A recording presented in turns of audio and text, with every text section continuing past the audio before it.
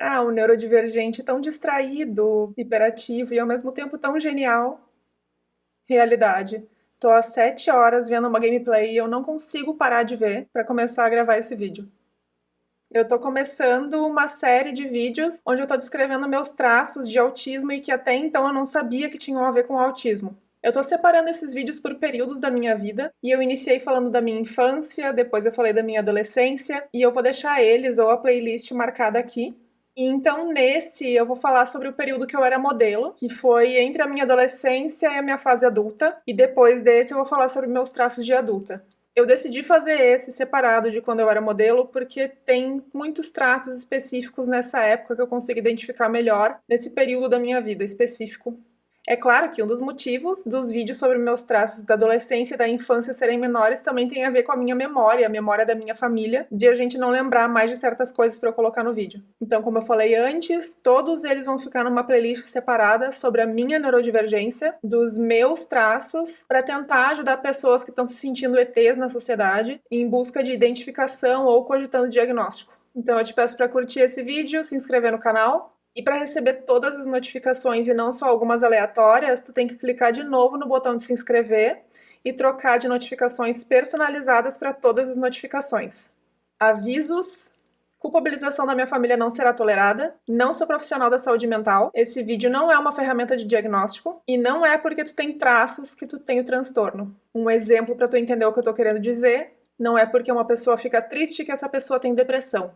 Antes de listar os meus traços, eu quero responder uma pergunta que eu sei que muitas pessoas se perguntam, que é: como tu é autista se tu era modelo? E eu tenho duas respostas.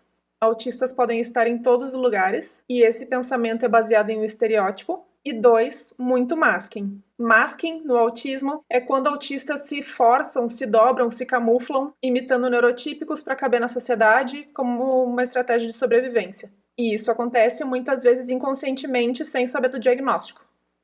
Mas ser modelo envolve um monte de gente te olhando. Sim, mas masking também envolve dessensibilização. E o meu masking é tão pesado por causa da doutrinação da moda que o meu interior ficou dormente e eu virei uma casca neurotípica. Além disso, para modelos, quase tudo é atuar, é vestir um personagem. E autistas de automascaramento são profissionais em vestir personagens.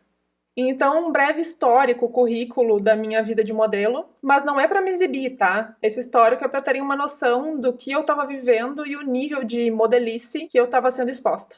Importante eu falar que, apesar das coisas que eu vou relatar aqui, eu tenho plena noção dos meus privilégios de ter sido modelo. Eu era modelo hard. Essa era eu quando eu comecei a trabalhar de modelo aqui no Rio Grande do Sul aos 13 anos.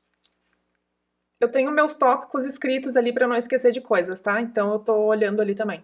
Aos 13 anos eu já estava enfiada em ensaios usando calcinha e sendo sexualizada. Aos 15, no final dos anos 2000, eu participei do concurso da Ford e então após o concurso, em 2001, eu fui morar em São Paulo. E lá eu fiquei de 2001 a 2006. Chances de eu estar adiantando um ano, memória de ervilha. 2006 eu cheguei ao meu limite, joguei tudo pro ar e voltei para fazer o supletivo e terminar o ensino médio. Se não me engano, a época que eu fiz já era chamado de EJA. Depois, em 2012, eu voltei mais uma vez para São Paulo e fiquei mais um ano. Eu era agenciada pela Ford Models, regional, nacional e internacionalmente. Eu participei de 5 anos do São Paulo Fashion Week, fazendo 5 a 10 desfiles por temporadas, com um monte de atores, gente famosa. Eu fiz trabalho para diversas marcas e revistas como a Elle.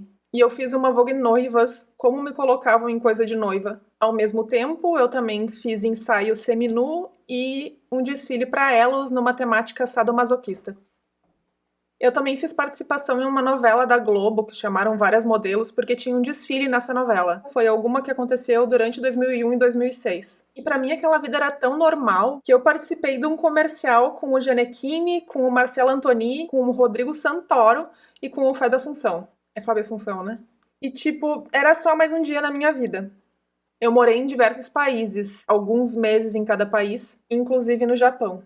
E me arrependo de não ter aproveitado melhor esse tempo, mas eu não tinha cabeça nenhuma para isso na época. E em quase todas as situações, a moradia era um bando de modelo adolescente ou jovem adultas socadas sozinhas em um apartamento. Eu também fui exposta a muitas drogas, convite para prostituição, ofertas estranhas e todo tipo de abuso. Mas é claro que nada disso eu contava para minha família. E na minha ingenuidade e na minha dificuldade de entender a intenção alheia, muito eu também nem entendia na época. Então, depois desse breve histórico, eu acho que dá para entender um pouco melhor os traços que eu vou falar a seguir.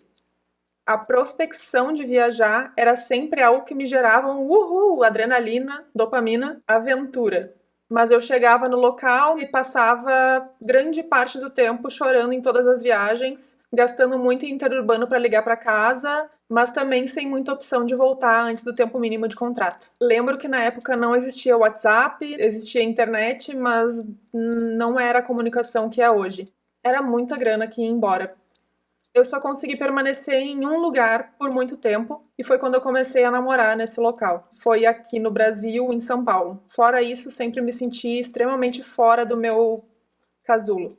Eu tive crise de ansiedade na rua, olhando o mapa, perdida. Não existia Google Maps, era aquele mapa que tu tinha que abrir um troço gigante na rua. E eu tive isso em países como a França, onde eu não falava francês, onde eu só falava inglês e muita gente se recusava a falar inglês e não me davam auxílio nenhum. Isso aconteceu em São Paulo também, de crise de ansiedade muito forte, crise de pânico na rua. Eu vivi uma situação de abuso onde eu tava dando uns beijos num cara numa festa. Eu tava junto com as minhas amigas na festa e dessa festa a gente ia pra uma outra a princípio e ele falou pra eu ir com ele no carro dele. Aquele carro que é só de duas pessoas e eu, na minha ingenuidade, sem entender direito, não entendi quando ele falou que só queria passar na casa dele pra pegar uma coisa. Aí na casa dele, ele me fez subir. Eu sei que eu entrei na casa dele, eu enxerguei uma camisinha, isso tá cravado na minha cabeça, já faz quase 20 anos, talvez. E então ele veio pra cima de mim, começou a tentar arrancar meu casaco, não chegou às vias de fato, mas comecei a chorar e só então ele parou. E esse não foi um dos únicos abusos que eu sofri, mas é o que tá mais marcado na minha cabeça pela violência da situação, coisas específicas como o carro que eu não consigo esquecer. Eu também abusei muito de drogas nesse período. Nessa época a gente ouvia até de algumas agências darem drogas para algumas meninas porque queriam que elas continuassem magras, mas assim, todas as festas que a gente ia, como a gente tinha aquele lance de a gente entrar de graça nas festas, porque enfim, a gente era um pedaço de carne para ficar lá exibida, para todo mundo ficar olhando, nos davam muitas drogas e usei muitas drogas. E pra mim aquilo lá era uma forma de fugir de realidades. Sempre foi muito fácil pra mim abusar de substâncias. Mas também, ao mesmo tempo, sempre foi muito fácil eu cortar pela raiz quando eu sentia que estava ficando pesado demais. Teve uma situação que eu fui usar droga X, me senti mal com a droga X, e eu simplesmente parei do dia pra noite, sendo que era uma constante todo santo dia, várias vezes por dia. Havia um vício muito forte, mas sempre que eu coloquei uma coisa na minha cabeça, não importa o que fosse, até quando eu parei de fumar também, sempre eu nunca consegui fazer aquela coisa de ir largando devagar. Eu sempre consegui olhar de fora de uma forma lógica e perceber que aquilo estava me fazendo mal e simplesmente parar. Mas isso não significa que durante esses 5 anos ou mais eu não usei muitas e muitas e muitas drogas. O meu primeiro eu acho que foi no comecinho da adolescência, eu acho que 12 anos, vou estipular isso. Em São Paulo, quando eu cheguei aos 15 anos, eu comecei a fumar de fato, ser fumante. Com 15 anos eu fumava uma carteira de cigarro por dia.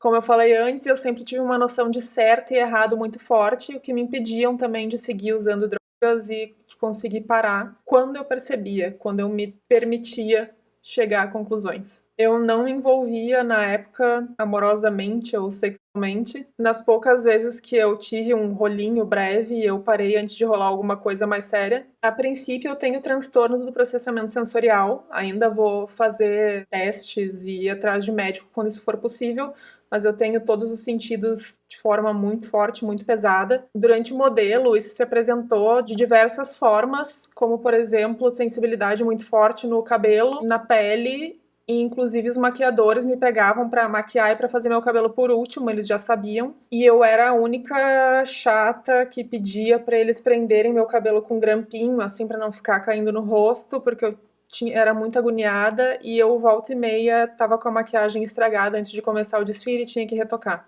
Isso, Nenê, vamos. Vai, vai, Nenê, vai.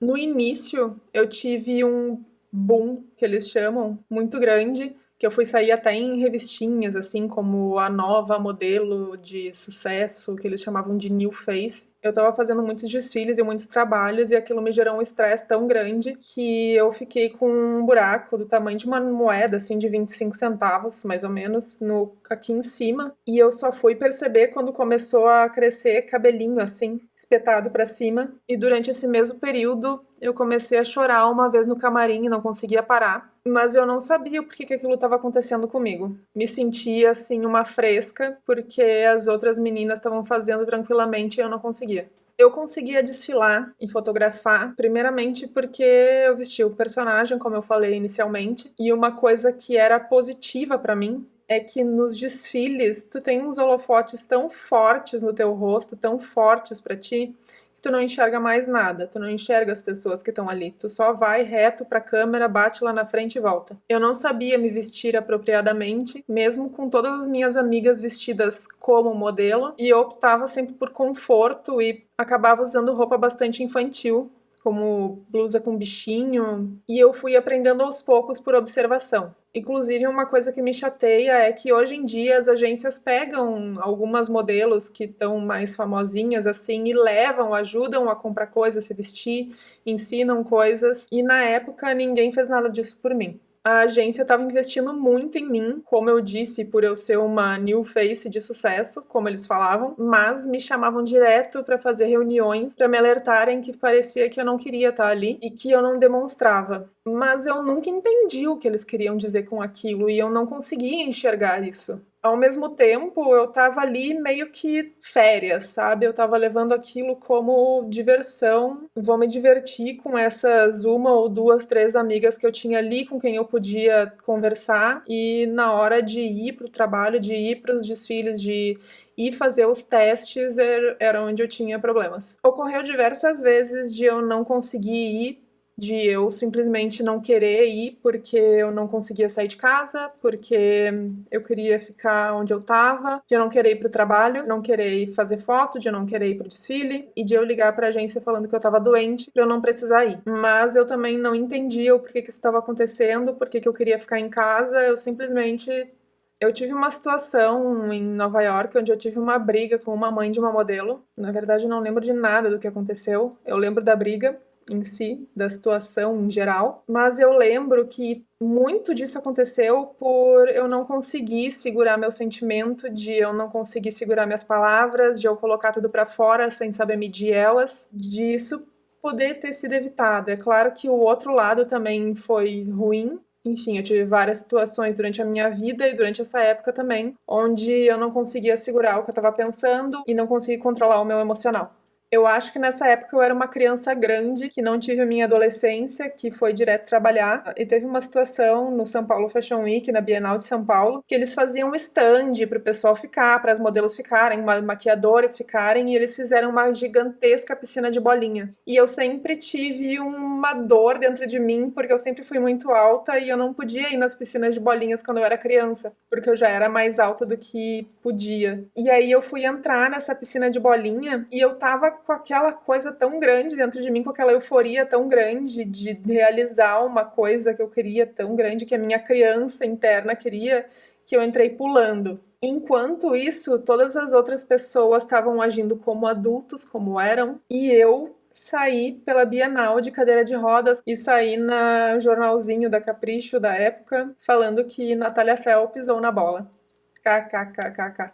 E nessa situação rolou uma crueldadezinha comigo. Antes de me levarem pro hospital, fizeram ir pro camarim pra ver se eu ia conseguir desfilar e fizeram colocar um salto e tentar andar na passarela pra ver se eu tava conseguindo. E eu, na minha ingenuidade, na minha dificuldade de dizer não, da minha dificuldade de me impor, coloquei o salto, desfilei com o pé quebrado. Não lembro se era quebrado ou se era... Eu lembro que tinha acontecido alguma coisa com o meu pé. Mas eu, com o pé fudido, fui andando de um lado pro outro pra piorar mais ainda a minha situação doendo, morrendo de dor, ferrada de dor. E aí, então, só depois disso me levaram pro hospital. Por questões relacionadas à minha hipersensibilidade, aconteceu muitas vezes em desfiles, em camarins, de eu falar, de eu reclamar da roupa que eu tava usando, porque aquilo tava ou me sufocando, ou porque aquilo tava me incomodando muito, que eu não conseguia ficar com aquilo, ou até sapato que tava me apertando, e de as pessoas simplesmente falarem pra mim que modelo é cabide e que não pode reclamar. Teve uma situação onde eu fui levada, quando eu tava em Miami, na casa de um rapper americano famoso. Não vou falar o nome, porque eu não quero que dê ruim pra mim, porque deve ter gente que me segue que é fã dele. E era eu e acho que mais duas amigas minhas. Isso depois de uma festa. A gente tava numa festa e falavam que a gente tava indo pra uma segunda festa. Tipo a situação anterior. Quando a gente chegou lá, não era uma festa.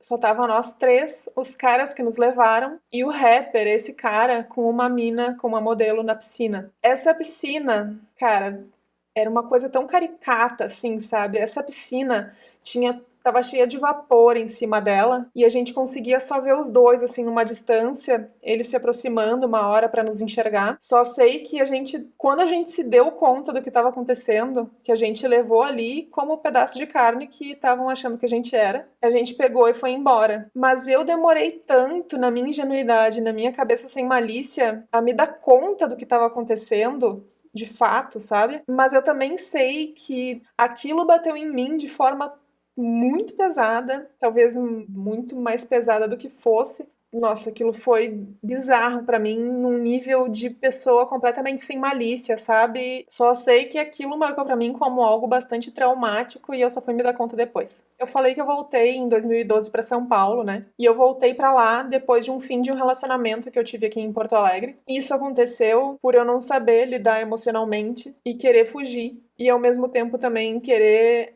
novos ares, sair daquilo que estava acontecendo. No período que eu estava em São Paulo, de 2012 a 2013, eu tive um namorado lá e eu voltei para Porto Alegre quando eu percebi que o boy que eu estava namorando não queria o mesmo futuro que eu. Na época eu pensava em ter filhos, pensava em casar no futuro, não naquele momento, mas eu queria no futuro. Hoje a minha cabeça é completamente diferente, mas na minha rigidez e no meu lance de tomar uma decisão e agir, cortar a coisa ao meio, simplesmente tomar a decisão e não conseguir mais olhar para o outro lado, eu simplesmente decidi que não podia mais estar com ele, peguei minhas coisas e vim embora. E hoje, na minha maturidade, nos meus estudos de não monogamia política, inclusive isso me ajudou nessa rigidez, nessa específica, e inclusive estou aprendendo a descentralizar a responsabilidade em relacionamentos, e isso eu acho bastante importante para autista, porque é muito comum neurotípicos reclamarem da gente em relacionamentos por a gente agir de forma nada típica, e a gente acabar se dobrando para ser 200 pessoas que a gente não é para atender aquela uma pessoa. E hoje, já com uma cabeça mais madura, ainda bastante rígida, mas conseguindo voltar para trás e perceber que a gente pode curtir relacionamentos mesmo que a outra pessoa não queira o que a gente quer no futuro, que a gente pode curtir as pequenas eternidades que a gente tem com cada pessoa, mas na época, e eu continuo sendo assim, quando algo foge daquilo que eu quero pra mim, eu simplesmente corto e parto pra outra. Mesmo amando absurdamente a pessoa, sofrendo, ligando daqui pra São Paulo durante mais de ano, eu consigo separar a minha parte lógica da minha parte emocional. E por fim, em algum momento eu percebi que ser modelo não era pra mim, nunca foi, tanto por questões de feminismo, de eu não querer ser alguém que está por trás da grande indústria de padrões de beleza, e também por eu saber que eu sempre precisei fazer alguma coisa para ajudar outras pessoas, por eu sempre querer algo muito significativo na minha vida, encontrar aquela uma coisa que é a tua meta de vida, aquilo que tu gostaria muito de fazer e que tu tá. Tem um outro vídeo que eu falei também sobre esse período de quando eu era modelo, e se eu lembrar de mais alguma coisa que eu falei lá e não falei aqui, eu vou colocar um trechinho aqui daquele vídeo, tá?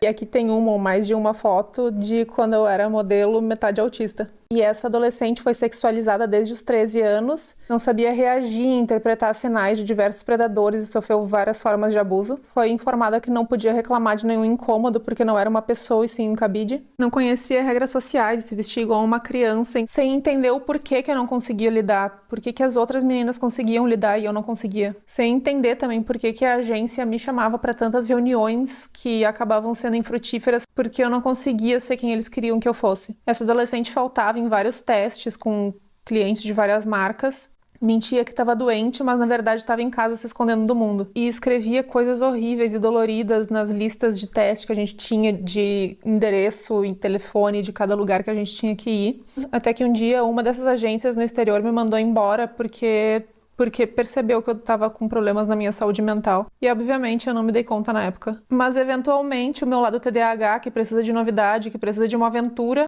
que só lembrava das coisas boas e esquecia de tudo que tinha passado, pegava mais um avião com um destino à desgraceira. Eu paguei e sigo pagando bastante caro, apesar do privilégio.